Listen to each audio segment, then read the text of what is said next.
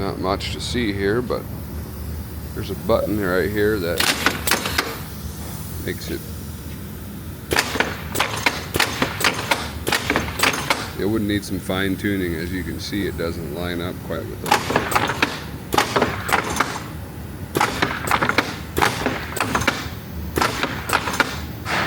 Down here you'll see the mechanism that moves.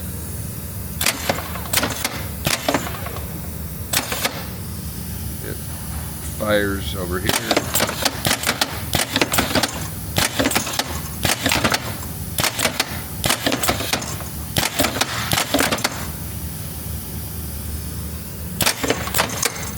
This side is the brake that stops it.